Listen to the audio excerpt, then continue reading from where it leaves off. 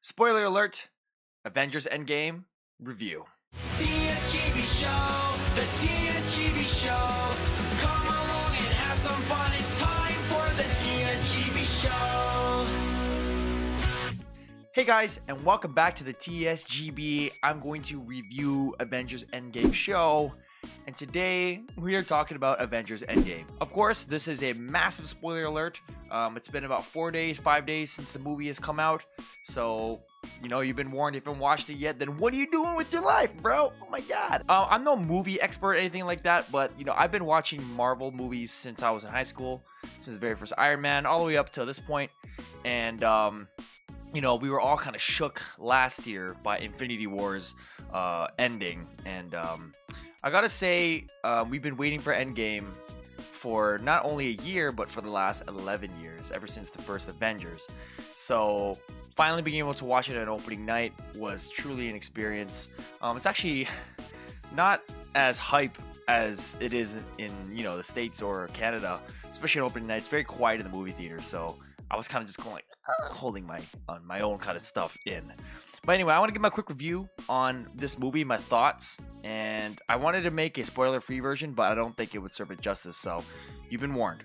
Overall, the overall feeling of the movie and the ending and how everything went together, it was satisfying. Like, I feel like they really, really used the time they had to really bring all the characters full circle. So especially for the first half of the movie, when Iron Man and Steve Rogers and Thor, they all kind of go and they kind of all get that closure they needed. It was really good for Iron Man to see his father again and have that proper talk with him.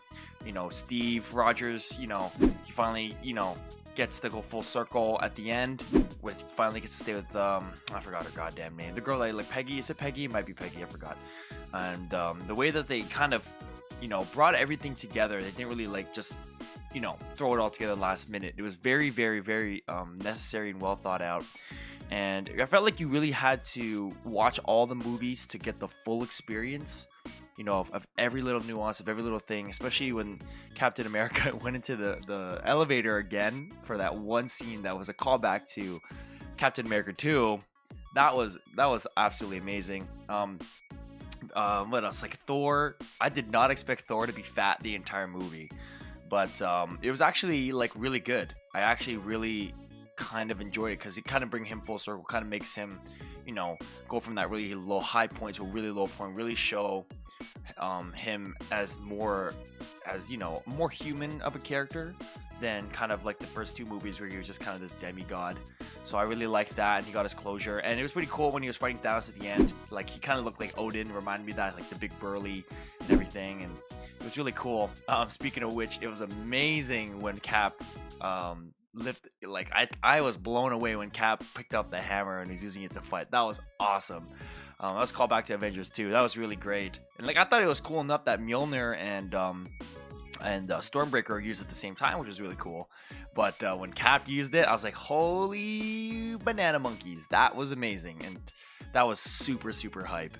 I liked how they were kind of diving into Tony's character too. How he kind of finally settled down and he finally became, a good person. Like, everybody kind of hated him at the beginning, but he really became, a little more selfless. And the way they killed him off, I wouldn't even say killed him off. I think he did the full circle, man. That was the callback to Avengers 1, where he finally put his life on the line and made the ultimate sacrifice, used the stones himself. And it was really, really sad to see him die. But at the same time, it was a very, very satisfying way to let him go, because they didn't just get him stabbed or anything like that. Like, he made the I am. Oh man, jeez, that was amazing.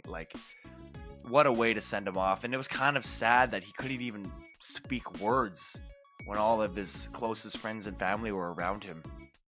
And I'm glad they didn't kill them off just by killing them in combat. He actually had a very, very heroic ending. It was really good.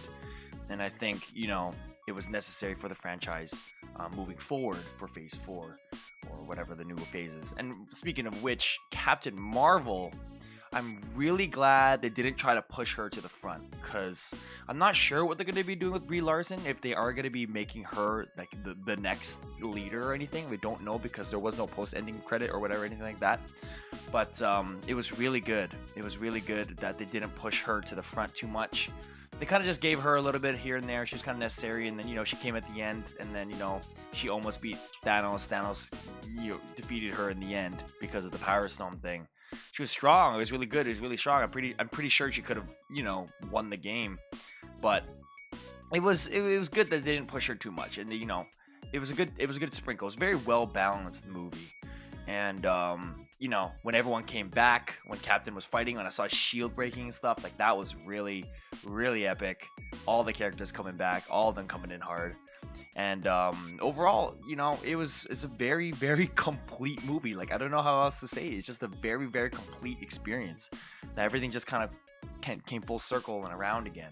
And even, I didn't even expect some of the stuff in there. Like, I was expecting sad stuff, but like I wasn't expecting some of that stuff. Like, I didn't expect Black Widow to die. Like, I did not expect that coming. Like, I totally forgot about the Soul Stone, and I knew there would have to be a sacrifice, but you're kind of swept up in the whole time travel and everything like that, and it was just like, oh shiz nuggets, I totally forgot this has to happen. And I thought Clint would be the one to die because he's old and he wants to retire, and the Black Widow movie's coming out, but then realized that Black Widow was a prequel. She couldn't come back, and then a lot of people were sad about that, but no one was sad. No one in the theater was crying.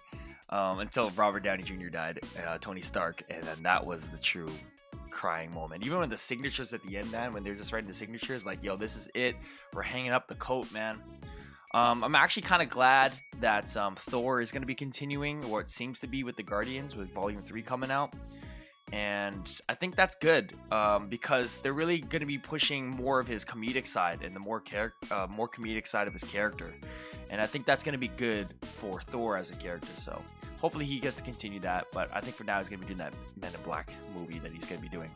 But what else? Yeah, like Ant-Man too. Like, they did a really good job with Ant-Man and really, really involving him a lot, because he wasn't, he always kind of underestimated him a bit, but he was very, very, very essential to this movie, and he played a pretty big role.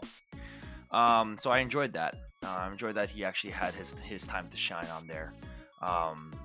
Also, whatchamacallit, one of the weird things that I didn't like, but I kind of understand, I kind of give it a cop out, was like Thanos, because in Infinity War, Thanos, they put so much character development and so much, reasoning and rationale behind Thanos' motives, right? And I think with original Thanos in the timeline, I actually felt sorry for him a little bit when he got killed. They just chop off his arm, chop off his head, even though he tried to destroy the stones and do whatever. He was still kind of an asshole, but like, I kind of felt bad for him when he died, because, man's just trying to chill, you know what I mean? And then we had second Thanos, the Thanos from the other timeline. Like, it felt like he was almost a completely different character. And I don't know if that's because of the time travel, like just different universes, or if it's because of the circumstances. But he really felt more of a tyrant. He felt more of a tyrant kind of character in the, the 2014 version of him, where he was just there to like scrap. And he just wanted to destroy the universe at this point. And I guess that was because of the results of, the Avengers coming back. So he kind of just changed his objective, which kind of like threw out a lot of theories that we were coming up with, like Galactus and all that kind of stuff. But this Thanos was really strong. I guess because of that balanced blade, he was able to do a lot more, and just like you could even scratch that guy. He was like too OP. You know what I mean? I liked a lot of the character interactions. The movie, I did feel the length of the movie with 3 hours, and that gave a lot of time for those character interactions, especially with the core group. And even with the characters, they all came back and they're all ready to scrap. Like, they gave everyone each their own little bit of window of time, which is good. And I think they had to do that with that 3 hours. I think if it was any shorter, it would have felt rushed. But I think it was a really well balanced movie. It was a well-balanced movie. I really enjoyed it. I don't feel sad. Well, I do feel sad, and I want to watch it again. Like that. Oh, dude. I am inevitable. I am Iron Man. Like, that was the scene, bro. Like, holy mac. Like, the big fight was amazing. I genuinely enjoyed that. And I felt so complete. I just like very complete experience, very satisfying. You know, I don't feel sad about the characters leaving. I feel like, you know what, they did it. This is it, and you know, all things come to an end. But I was kind of hoping, you know, a lot of us, I think we're a lot of hoping for Tony to stay alive in some shape or form. But I think he went full circle, like very, very full circle, and I think they really completed his arc very well. Thor's arc, I think Thor has still some development to do, so I don't think they're done with him yet. Hulk, the Professor Hulk, Banner Hulk put together, I think that was really good.